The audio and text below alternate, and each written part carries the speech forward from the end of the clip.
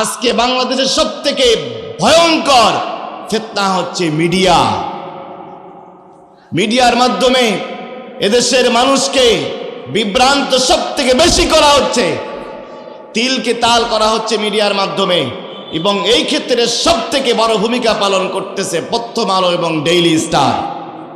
সাইদি সাহেব বলেছিলেন, প্রথম আলোর মতো পত্রিকা দিয়ে মুসলমানদের ঢিলা কুলুপ নেওয়া জায়েজ নাই।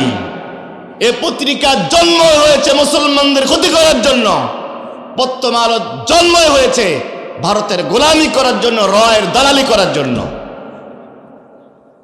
এদের কাজই হচ্ছে আলেমদের মধ্যে দ্বন্দ্ব সৃষ্টি করে দেওয়া, আলেমদের মধ্যে বিভেদ সৃষ্টি করে দেওয়া। আপনারা সবাই দেখলেন, দীর্ঘ ৩-৪ মাস প্রচেষ্টা করে আলেমদের একটা কিন্তু ঐক্য তৈরি হয়েছিল।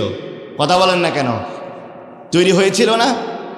সমস্ত আলেমরা বাংলাদেশের স্বাধীনতার ৫৫ বছর ইতিহাসে এরকম ঐক্য, এরকম প্ল্যাটফর্ম আর কোনোদিন তৈরি হয়নি যা হয়েছিল। আপনারা কখনো শুনছেন আবু বকরের এক দল, ওমরের আর এক দল? শুনছেন? নবীজি ১,২৪,০০০ সাহাবী রেখে গিয়েছিলেন, সমস্ত সাহাবীর দল একটাই, সেটাই হলো ইসলাম। কথা বলেন না কেন? যদি আমরা মুসলমান হয়ে থাকি, নিজেকে মোহাম্মদ বলে দাবি করে থাকেন, আমাদের প্রত্যেকের দাবি হচ্ছে, প্রত্যেকের স্লোগান হচ্ছে, প্রত্যেকের বক্তব্য হচ্ছে, প্রত্যেকের শিরোনাম হচ্ছে, প্রত্যেকটা মুসলমানের কলিজার কথা হচ্ছে, জমিন যার আইন চলবে। কথা বলেন, জমিন কার?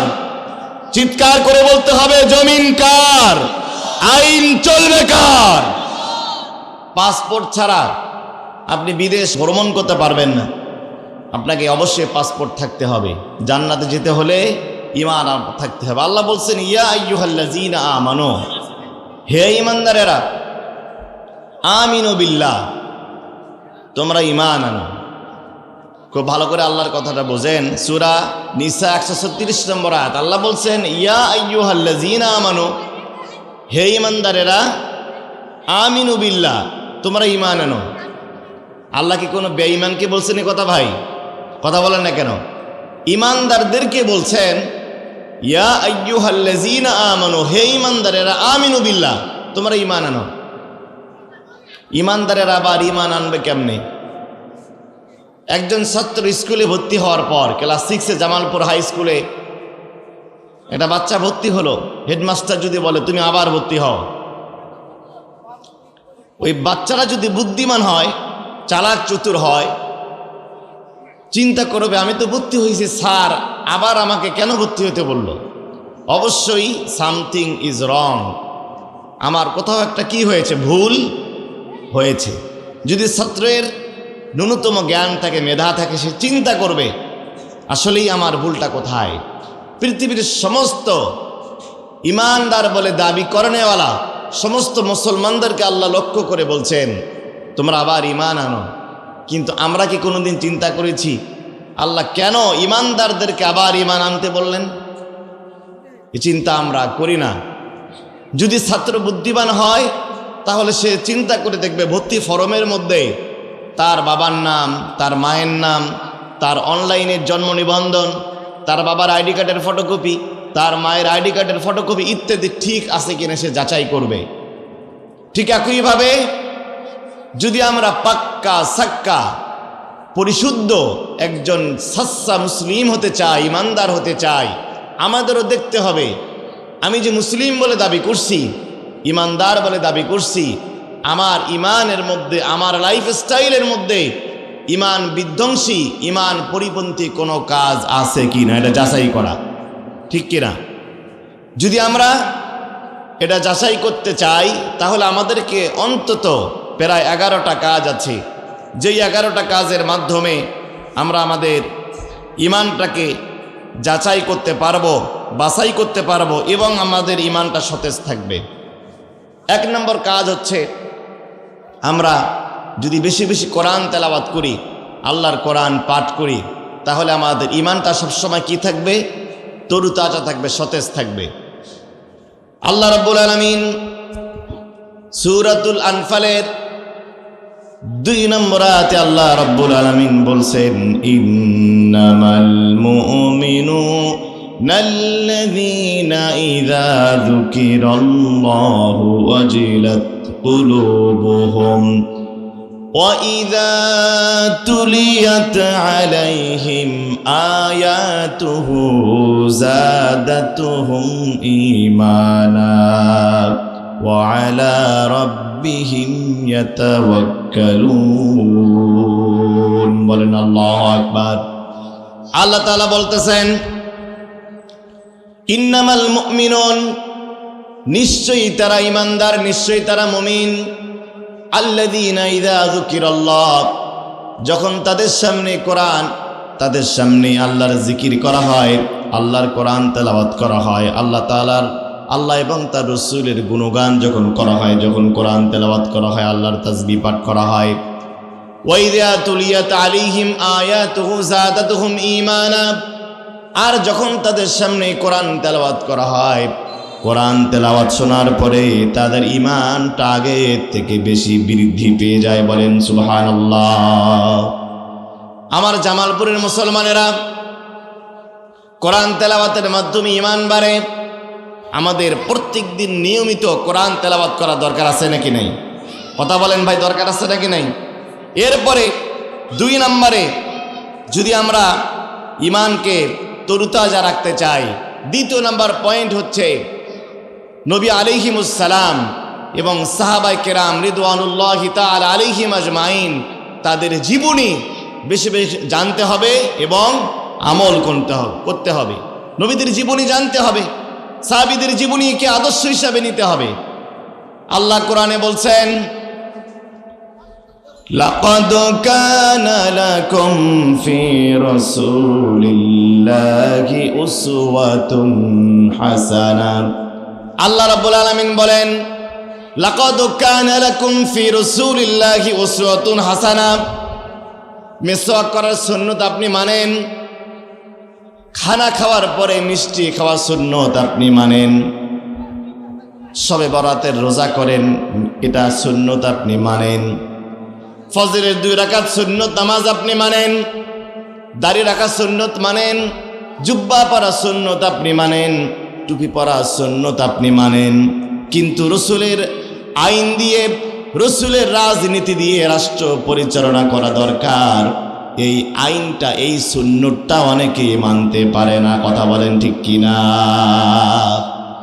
রসুলের সব পছন্দ হয়, রসুলের সব বিষয় তার পছন্দ, কিন্তু বিশ্বনবী জনাবে মোহাম্মদ রাসূলুল্লাহ কোরআন দিয়ে 10টা বছর তিনি মদিনা রাষ্ট্র পরিচালনা করেছিলেন, এইটা উনি পছন্দ করতে পারেন না।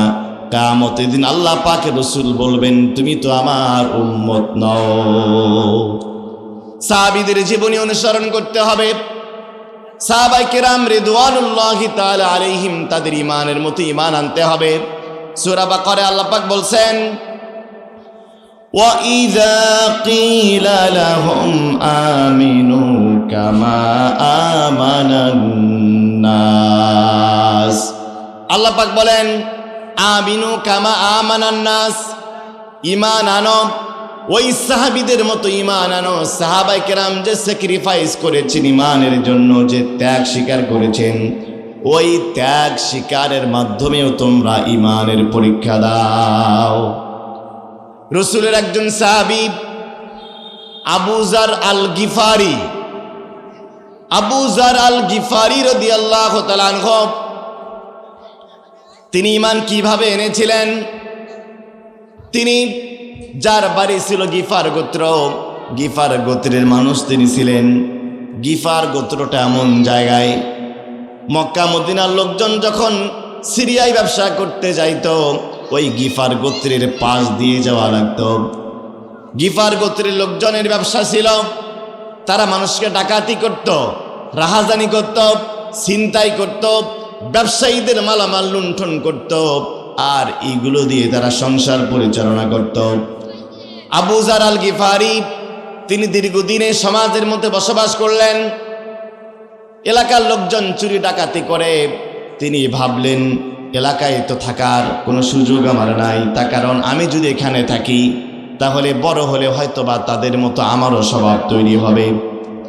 তিনি যুবক মানুষ, তার মা, তার ছোট ভাই উনাইস সহ তিনি চলে আসলেন মক্কার কাছাকাছি। মক্কার কাছাকাছি আসলেন, আসার পরে তার ছোট ভাই উনাইসকে তিনি মক্কায় পাঠালেন ব্যবসা করার জন্য। উনাইস মক্কায় আসলেন। মক্কায় আসার পরে তিনি কিছুদিন মক্কায় অবস্থান করার পরে তিনি ফেরত গেলেন, তিনি চলে গেলেন আবার এই মক্কার কাছাকাছি তিনি তার এলাকায় চলে গেলেন যেখানে তার ভাই অবস্থান করতেছে। আবু জার বললেন, মক্কায় যাওয়ার পরে তুমি কি দেখলা? উনাইস বলতেছেন, বড় ভাই, মক্কায় যাওয়ার পরে আমি এমন একজন ব্যক্তির সন্ধান পেয়েছি যার নাম মুহাম্মদ, যিনি নিজেকে নবী বলে দাবি করেছেন, যিনি নিজেকে নবী বলে দাবি করে থাকেন। আবু জার বলতেছেন, ওই মুহাম্মদ তিনি কি বলেন মানুষকে, কোন কথা বলে দাওয়াত দেন? উনাইস বলতেছেন, তিনি বলেন, কুলু লা ইলাহা ইল্লাল্লাহ তুফলিহুন, তোমরা পড়ো লা ইলাহা ইল্লাল্লাহ, তাহলে দুনিয়া এবং আখিরাতে তোমরাই হবে সবথেকে বড় সফলকাম। আবু জার আল গিফারি বললেন, তার দাওয়াত পাওয়ার পরে লোকজনের প্রতিক্রিয়াটা কি, রিয়াকশনটা কি? তখন উনাইস বলল, মুহাম্মদ যখনই দাওয়াত দিচ্ছেন মক্কার লোকজন তাকে জাদুকর বলছে, তাকে কবি বলছে, সাহিত্যিক বলছে, গণক বলছে, পাগল বলছে। আবু জার আল গিফারি বললেন, আমি ওদের কথা বিশ্বাস করি না, আমি মক্কায় যাব, মক্কায় গিয়ে তাকে স্বচক্ষে দেখব এবং আমি যাচাই করে দেখব। বলেন না সুবহানাল্লাহ। আজকে তথাকথিত মিডিয়া, এখান থেকে আপনাকে শিক্ষা নিতে হবে। আবু জার আল গিফারি তার ছোট ভাই যে তথ্য দিল, মক্কার লোকজন নবীজিকে পাগল বলে, কবি বলে, জাদুকর বলে, সাহিত্যিক বলে, মিডিয়ার কথায়, মানুষের কথায় আবু জার কি সেটা বিশ্বাস করেছিলেন? কথা বলেন না কেন? বিশ্বাস করেছিলেন? আজকে বাংলাদেশের সবথেকে ভয়ঙ্কর ফিতনা হচ্ছে মিডিয়া। মিডিয়ার মাধ্যমে এদেশের মানুষকে বিভ্রান্ত সবথেকে বেশি করা হচ্ছে, তিলকে তাল করা হচ্ছে মিডিয়ার মাধ্যমে। এবং এই ক্ষেত্রে সবথেকে বড় ভূমিকা পালন করতেছে প্রথম আলো এবং ডেইলি স্টার। সাইদি সাহেব বলেছিলেন, প্রথম আলোর মতো পত্রিকা দিয়ে মুসলমানদের ঢিলা কুলুপ নেওয়া জায়েজ নাই। এ পত্রিকার জন্ম হয়েছে মুসলমানদের ক্ষতি করার জন্য, প্রথম আলো জন্ম হয়েছে ভারতের গোলামি করার জন্য, রয়ের দালালি করার জন্য। এদের কাজই হচ্ছে আলেমদের মধ্যে দ্বন্দ্ব সৃষ্টি করে দেওয়া, আলেমদের মধ্যে বিভেদ সৃষ্টি করে দেওয়া। আপনারা সবাই দেখলেন, দীর্ঘ ৩-৪ মাস প্রচেষ্টা করে আলেমদের একটা কিন্তু ঐক্য তৈরি হয়েছিল। কথা বলেন না কেন? তৈরি হয়েছিল না? সমস্ত আলেমরা বাংলাদেশের স্বাধীনতার ৫৫ বছর ইতিহাসে এরকম ঐক্য, এরকম প্ল্যাটফর্ম আর কোনোদিন তৈরি হয়নি যা হয়েছিল। ছিল ঈমান আনার জন্য কত কষ্ট তারা করেছেন। আলী বলতেছেন, যদি আপনি দেখেন আমার জুতা ছেঁড়ার ভান আমি করতেছি, তাহলে আপনি দূরে সরে যাবেন। পরের দিন সকালবেলায় তারা রওনা করলেন দারুল আরকামে। নবীজি সেখানে কোরআনের দার্স দিচ্ছিলেন, কোরআনের তালিম করতেছিলেন সাহাবীদের। আলী সামনে, আবু জার আল গিফারি পেছনে, দুইজনে তারা চলে গেলেন, কিন্তু কেউ তাদের ফলো করলো না। আবু জার গিফারি চলে গেছেন। আবু জার বলতেছেন, আমি দারুল আরকামে গেলাম, 30 দিন থেকে যেই নবীকে আমি খুঁজতেছি, একটা বার যেই মাত্র আমি আমার চোখ নবীজির চোখের দিকে চোখ পড়ে গেছে, আমি আর নিজেকে ধরে রাখতে পারি নাই। আমি যেই মাত্র মুহাম্মাদের চেহারাটা দেখেছি, আমার রসুলের চেহারা যেই মাত্র আমি দেখেছি, আমার কলিজার মধ্যে কম্পন সৃষ্টি হয়ে গেছে। আমি চিন্তা করলাম, আহারে এত সুন্দর চেহারার মানুষটা, যেই মানুষটার মুখ দিয়ে যেন নূর ঝরতেছে, পূর্ণিমার চাঁদ যেন তার কাছে হার মেনে যায়। এরকম একটা মানুষকে তোমরা কেমনে পাগল আর জাদুকর বলো? আবু জার ছুটে গেলেন রসুলের কাছে, বলতেছেন, ইয়া রাসূলুল্লাহ, ইয়া হাবিবাল্লাহ, আপনাকে খোঁজার জন্য আমাকে রক্তাক্ত করা হয়েছে। 30টা দিন আমি আপনার সন্ধান করেছি, আর দেরি করবেন না। আপনাকে চিনতে আমার ভুল হয় নাই। মক্কার লোকজন আপনাকে চিনতে পারে নাই। তারা আপনাকে পাগল বলে, জাদুকর বলে, কবি বলে, সাহিত্যিক বলে। আমি বলি আপনি আল্লাহ রসুল মুহাম্মদুর রাসূলুল্লাহ। আমাকে পড়ায় দেন লা ইলাহা ইল্লাল্লাহু মুহাম্মাদুর রাসূলুল্লাহ সাল্লাল্লাহু। আবু যার আল গিফারি ঈমান আনলেন। দেখেন, ঈমান আনার আগে আর পরের অবস্থা। ঈমান আনার আগে যে লোকটা মুহাম্মাদের নাম মুখে নিতে ভয় করত, ঈমান আনার পরে ঘোষণা দিচ্ছেন সাহাবীদের সামনে, হে আল্লাহ রসুলের সাহাবীরা, আমি সবার আগেই হাতিমে দাঁড়ায়া, কাবা ঘরে দাঁড়ায়া আমি সবার সামনে কালেমার ঘোষণা দিতে চাই। আল্লাহু আকবার বলবেন না? 2 মিনিট আগেই যেই লোকটা মুহাম্মাদের নাম নিতে ভয় করত মারের ভয়ে, ঈমান আনার পরেই কলিজার মধ্যে কি কম্পন সৃষ্টি হলো, কি এমন ব্যাটারির চার্জ তিনি পেয়ে গেলেন। ঈমান আনার পরে বলছেন, আমি কালেমার ঘোষণা দিব, আমার জীবন যাবে, আমাকে মারধর করা হবে, আমাকে জেলখানায় দেওয়া হবে, নাকি আমাকে ফাঁসিতে দেওয়া হবে, ডাজেন্ট ম্যাটার, আমি কালেমার ঘোষণা দিয়েই ছাড়ব। চলে গেলেন। রসুল বললেন, আবু জার তুমি যাও না, ওরা তোমাকে মেরে ফেলবে। আবু জার আল গিফারি শত বাধা উপেক্ষা করে গেলেন। হাতিমে কাবায় দাঁড়িয়ে বললেন, আমি ঘোষণা দিচ্ছি লা ইলাহা ইল্লাল্লাহ মুহাম্মাদুর রাসূলুল্লাহ। এই কথা বলতে দেরি, আবার তার মার শুরু হতে দেরি নাই। নবীজির চাচা আব্বাস এসে বলছেন, হে মক্কার লোকেরা, কার গায়ে হাত তুলছ? তুমি কি আবু জার গিফারিকে তোমরা চিনো? তোমরা ব্যবসা করার জন্য সিরিয়ায় যাও, আর বাড়ির পাশ দিয়ে যাওয়া লাগে। ও যদি তোমাদের ধরে 14 গোষ্ঠী না খেয়ে মরা লাগবে, কোনোদিন ব্যবসার কপালে জুটবে না। বলেন না সুবহানাল্লাহ। আবু জার আর গিফারি ঈমান আনলেন, ঈমানের ত্যাগ স্বীকার করে ঈমান আনলেন। ভাই, আবু জারের মতো ঈমান আনতে কি আমাদের কষ্ট হয়েছে? কথা বলেন না কেন? কষ্ট তো হয় নাই। এর জন্য ঈমানের প্রতি আমাদের মহব্বত নাই। যদি আবু জারের মতো কষ্ট করে ঈমানটা আনতাম, ঈমানের প্রতি আমাদের মহব্বত থাকতো। আমার ভাইরা খেয়াল করেন, ঈমানকে যদি আমরা তরুতাজা রাখতে চাই, পাকা পোক্ত রাখতে চাই, সাহাবীদের মতো ঈমান আনতে হবে এবং সাহাবীদের আদর্শ গ্রহণ করতে হবে। সাহাবীদের আদর্শ হলো 1 নম্বর আদর্শ, সাহাবায়ে কেরাম ছিলেন ঐক্যবদ্ধ। সাহাবীদের মধ্যে কোনো ফাটল ছিল না, কোনো গ্রুপিং ছিল না, কোনো দল ছিল না, কোনো মাযহাব ছিল না। তারা ছিলেন এক। কথা বলেন না কেন?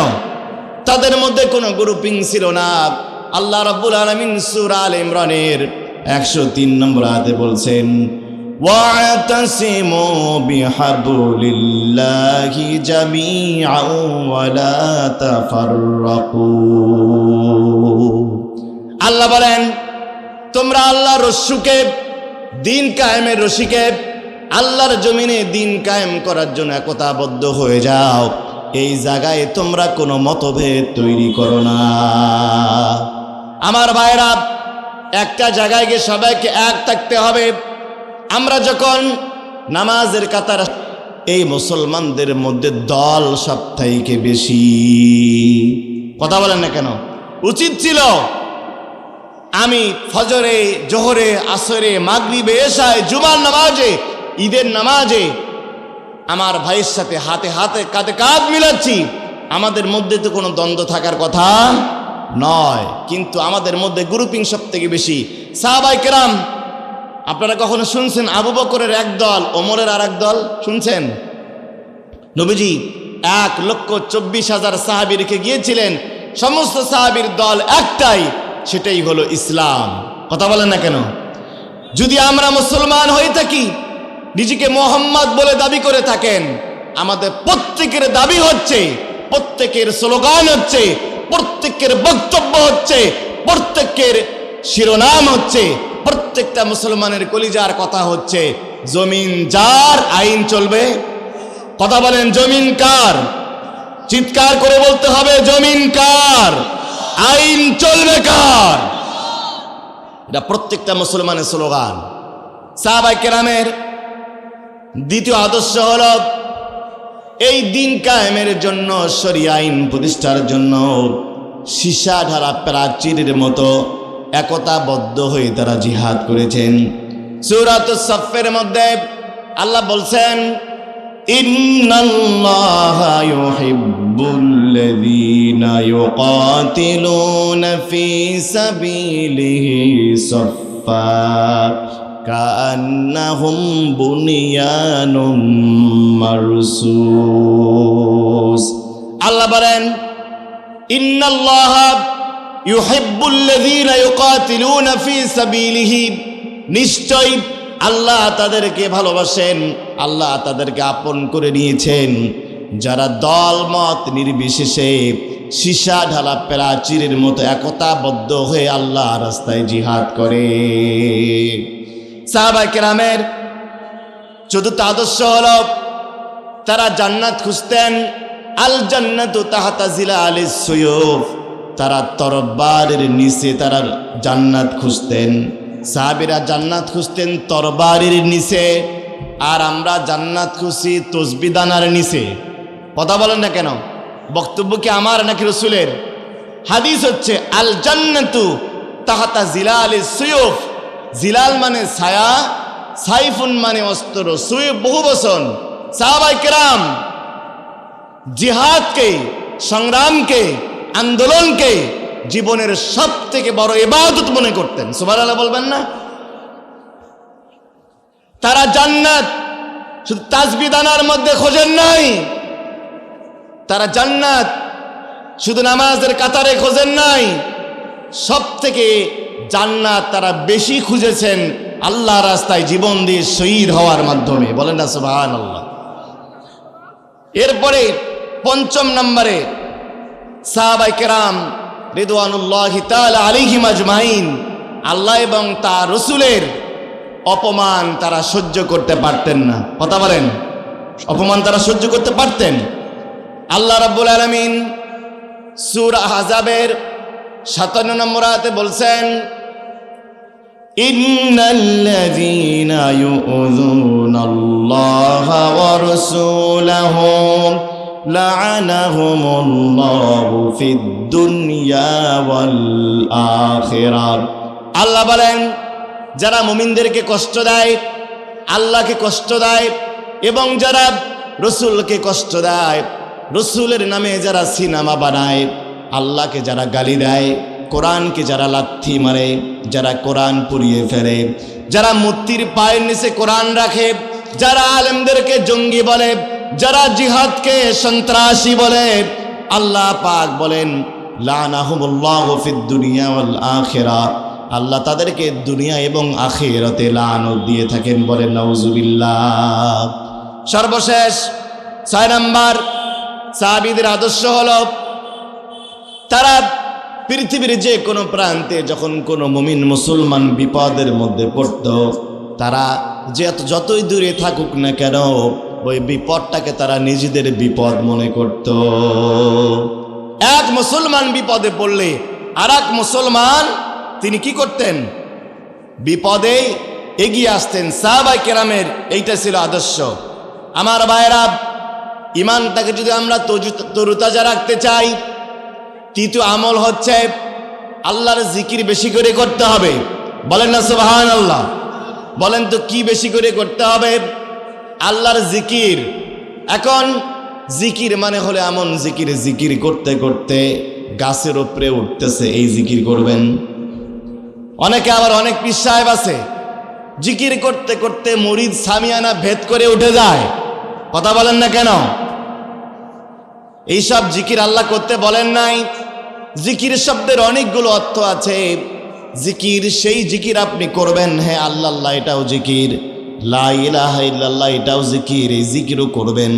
কিন্তু সব থেকে বড় জিকির হচ্ছে বিপদে যখন পড়বেন স্মরণ করবেন কাকে? চিৎকার করে বলেন তো, স্মরণ করবেন কাকে? ইউনুস আলাইহিস সালাম।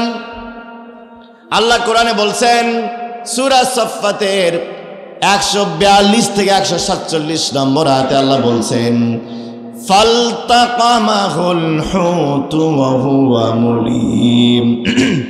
ফালতাকামাহুল হুত ওয়া হুয়া মুলিম। সামাকুন মানে ছোট মাছ, আর হুত মানে হলো সামুদ্রিক অনেক বড় আকারের বিশাল আকৃতির মাছ। আল্লাহ বলেন ফালতাকামা, লোকমা থেকে ফালতাকামা, লোকমার মতো করে ইউনুস আলাইহিস সালামকে বড় একটা মাছ গিলে ফেললো। বলেন আল্লাহু আকবার। আল্লাহ বলতেছেন ইউনুস আলাইহিস সালামকে মাছ যখন পেটের মধ্যে নিয়ে ফেলল, ফালাউলা আন্নাহু কানা মিনাল মুসাব্বিহিন। ইউনুস আলাইহিস সালাম মাছের পেটে যাওয়ার পরে যদি আমার জিকির না করতেন, আমার তাসবিহ তিনি যদি পাঠ না করতেন, লালাবিসা ফি বাতনিহি ইলা ইয়াউমি ইউবআসুন, আমি কিয়ামত পর্যন্ত ইউনুসকে মাছের পেটে রেখে দিতাম। সুবহানাল্লাহ বলবেন না? আল্লাহ বলেন যদি আমার ইউনুস নবী মাছের পেটে যাওয়ার পরে আমি আল্লাহর জিকির না করত, আমি আল্লাহকে স্মরণ না করত, তাসবিহ পাঠ না করত, আমি তাকে বের করতাম না, কিয়ামত পর্যন্ত তাকে মাছের পেটে রেখে দিতাম। ইউনুস আলাইহিস সালাম বসে থাকেন নাই, তিনি পড়লেন ফানাদা ফিজ যুলুমাতি আল্লা ইলাহা ইল্লা আনতা সুবহানাকা ইন্নী কুনতু মিনাজ জালিমিন। বলেন আল্লাহু আকবার। লা ইলাহা ইল্লা আনতা সুবহানাকা ইন্নী কুনতু মিনাজ জালিমিন। ইউনুস আলাইহিস সালামকে ওয়ারসালনাহু ইলা মিয়াতি আলফিন আও ইয়াজিদুন, আল্লাহ তাকে এমন জায়গায় ফেলালেন 1 লক্ষ লোকের আল্লাহ রাব্বুল আলামিন তাকে নবী বানায় দিলেন। বলেন সুবহানাল্লাহ। এরপরে সমস্ত নবী আলাইহিমুস সালাম এইভাবে করে আল্লাহ জিকির করেছেন বিপদের মধ্যে পড়ার পরে। কিন্তু আমরা যখন কোনো বিপদের মধ্যে পড়ি, আগে নেতাকে স্মরণ করে, আগে পীর সাহেবকে স্মরণ করে, আগে পীরের মাজারে মান্নত করে। এরকম লোক আছে না নাই? বিপদে পড়লে পীরের মাজারে মান্নত করে। বিশ্বাস করেন মুসলমান, কোন মুসলমান যদি স্বইচ্ছায় সজ্ঞানে কোন মাজারে মান্নত করে, আল্লাহর কসম, আল্লাহর কসম, আল্লাহর কসম, ঈমান চলে গেছে। নতুন করে কালেমা পড়ে যদি মুসলমান না হয়ে যান, আপনার অবধারিত জাহান্নামে যেতে হবে। মাজারে মান্নত করা শিরক, 1000 বার শিরক। বিপদে পড়ছে, মাজারে মান্নত করছে, মোমবাতি কিনে দেবে। শয়তান গ্রামের মসজিদের মুয়াজ্জিন আলো জ্বালাতে পারে না, টাকা নাই, ও শয়তান মাজারে মোমবাতি কিনে দেয়। এরকম শয়তান আছে না নাই? আরে মিয়া, মোমবাতি কিনে দেওয়া দরকার তোমার মায়ের ঘরে। মায়ের ঘরে লাইট জ্বলে না, 1 বছর ধরে লাইটটা বন্ধ, একটা বাল্ব কিনে দেয় না মায়ের ঘরে। বছরের পর বছর মাকে একটা মশারি কিনে দেয় না, বাবাকে একটা লুঙ্গি কিনে দেয় না, পীরের দরবারে আপেল আর কমলা নিয়ে যায়। আল্লাহ বলেন তুই টাটকা বাটপার। কথা বলেন না কেন? টাটকা শয়তান এগুলা। পীরের দরবারে গরু নিয়ে যায়, হাদিয়া নিয়ে যায়, মা বাবার খবর নাই। আল্লাহর কসম, বিশ্বাস করেন, সন্তানের জন্য সব থেকে বড় পীর হচ্ছে তার মা এবং বাবা। বলেন তো সন্তানের জন্য সব থেকে বড় পীর কে?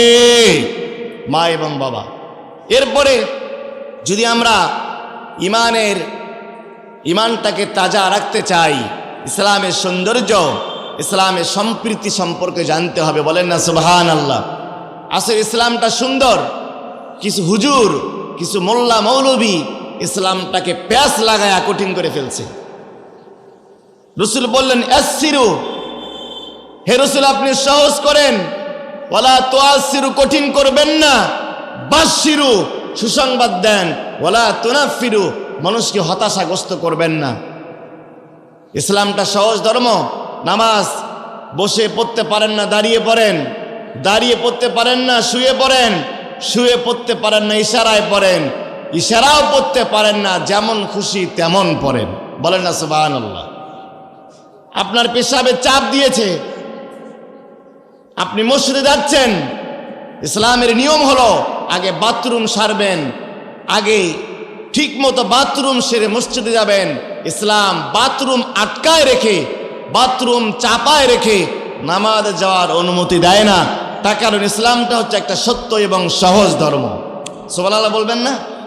আপনার ঘরে খাবার রান্না হয়েছে, খাবার রেডি, আগে খাবার খাবেন, পরিতৃপ্তি সহকারে খাবেন, তারপরে যাবেন। এখন আবার এই মাসলা নিয়েন না, হুজুর শুরু করব 8টার সময় খাওয়া দাওয়া, জামাত শেষ হলে খাওয়া দাওয়া শেষ করব।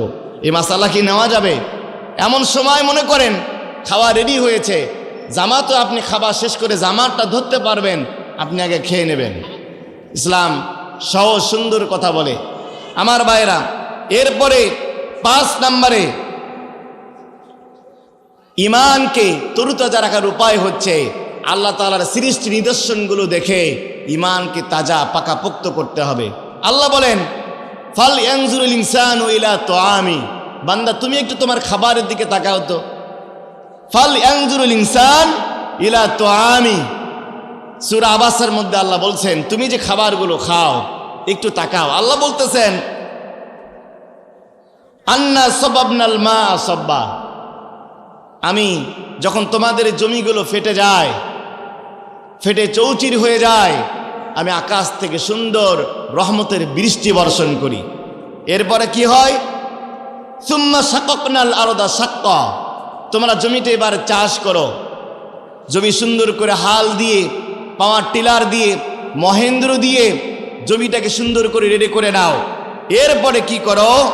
ফামবাতনা ফিহা হাব্বা, আমি তোমার ওই ধান খেতে ধান, পটলের খেতে পটল, বেগুনের জমিতে বেগুন, পেঁপের গাছে পেঁপে, আমের গাছে আম, লিচুর গাছে লিচু, হরেক রকমের আমি আল্লাহ শস্য উৎপাদন করি। বলেন সুবহানাল্লাহ।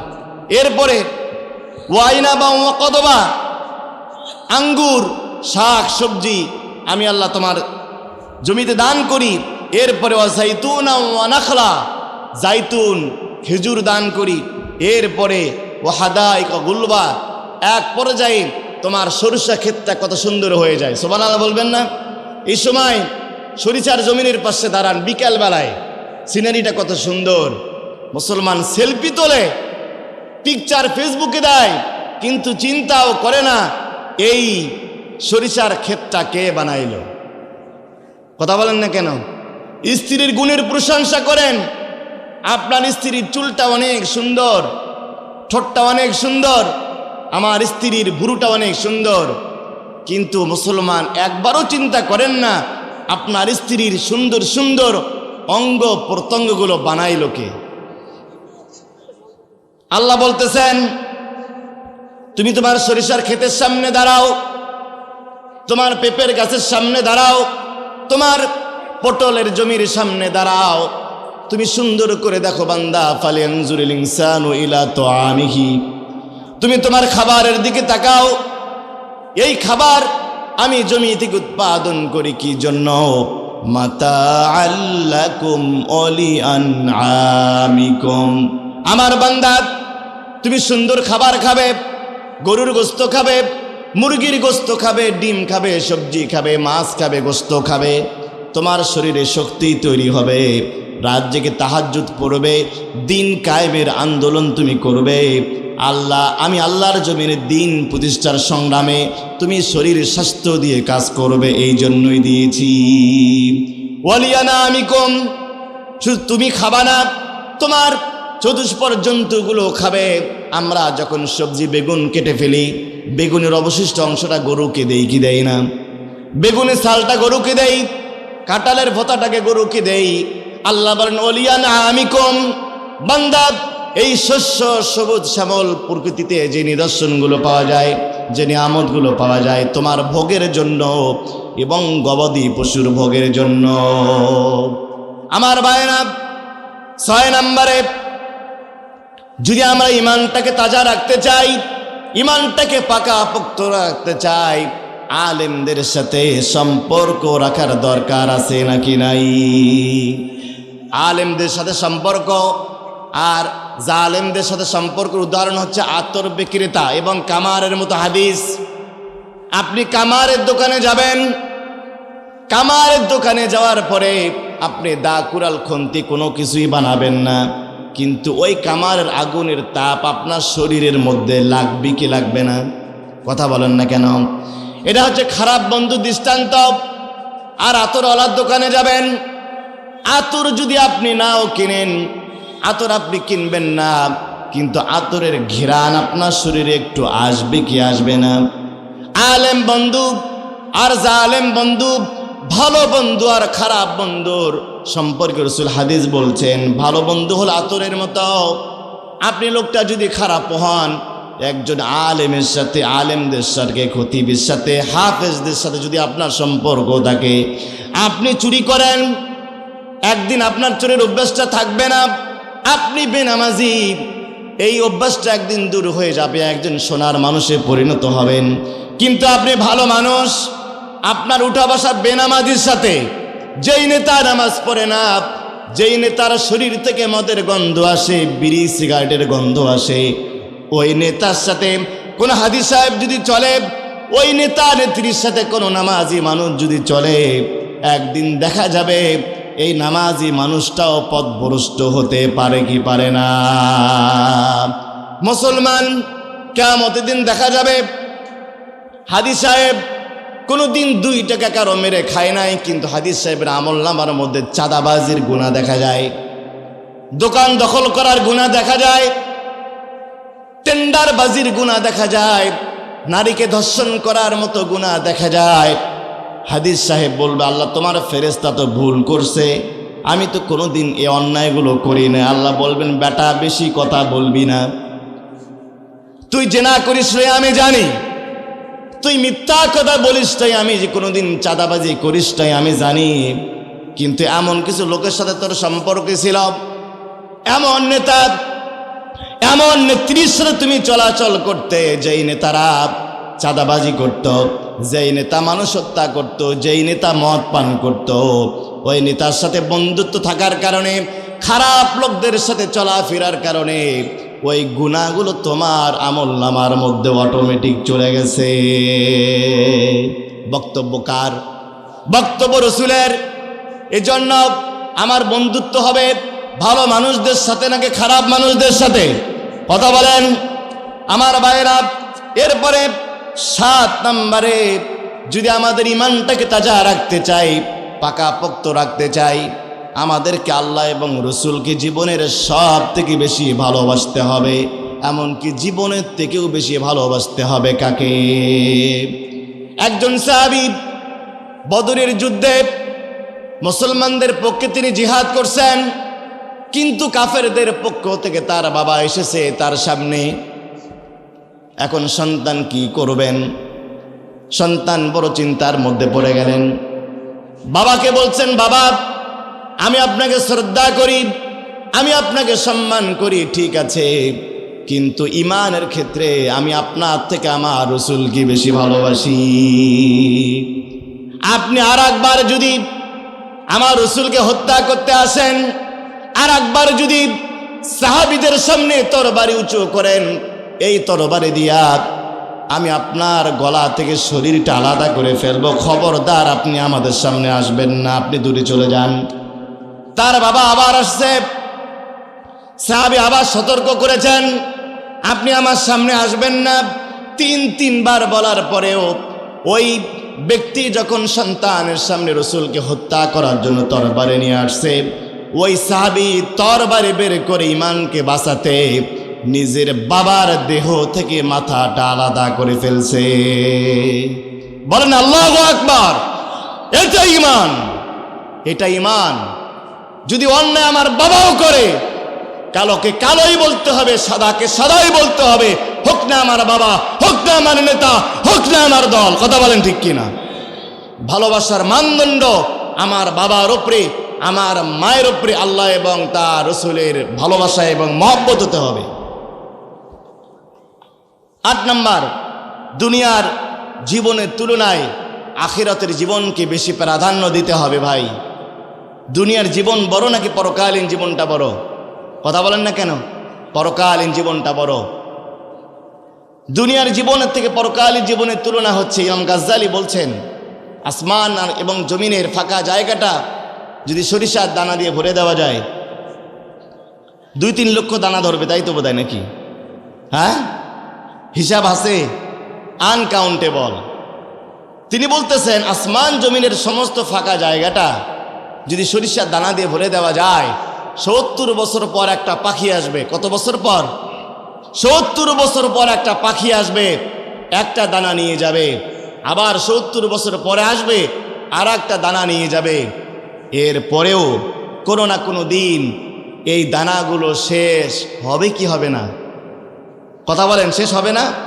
কিন্তু হবে কত কোটি বিলিয়ন ট্রিলিয়ন বছর পরে, এটা কেউ জানে না।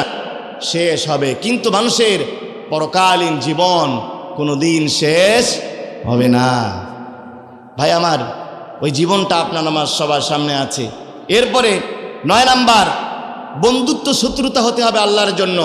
দান করবেন আল্লাহর জন্য, দান করবেন না আল্লাহর জন্য। মাহফিলের জন্য দান করবেন আল্লাহর জন্য, গানের প্যান্ডেলে দান করবেন না আল্লাহর জন্য। যেই লোক মাহফিলেও দান করে আবার গানের জন্য দান করে, এই লোকটা টাটকা মুনাফিক, কোনো সন্দেহ নাই। এরপরে 10 নম্বরে, বিনয় ও লজ্জাশীলতা। যারা ইমানদার হবে তারা বেশরমা হয় না, তাদের শরম লজ্জা আছে, তারা বেহায়া হয় না, তারা শরম লজ্জা নিয়ে চলে। 11 নম্বরে, নেক আমলের ধারাবাহিকতা তারা ধরে রাখে। আজকে বললাম কোরআন 1 পৃষ্ঠা, আবার 6 মাস পরে 1 পৃষ্ঠা, এমনটা নয়। একটা করে আয়াত পড়েন, কিন্তু প্রতিদিন পড়েন। তাহাজ্জুদ 2 রাকাত পড়েন, প্রতিদিন পড়েন। দান 2 টাকা করেন, প্রতিদিন করেন। নিয়ম শৃঙ্খলা, পাংচুয়ালিটি, ধারাবাহিকতা ধরে রাখেন। এই 11টা আমল যদি আমরা করি, আমাদের ইমানটা আমাদের বিশ্বাসটা পাকা পোক্ত রাখবেন কে? কথা বলেন, আল্লাহ।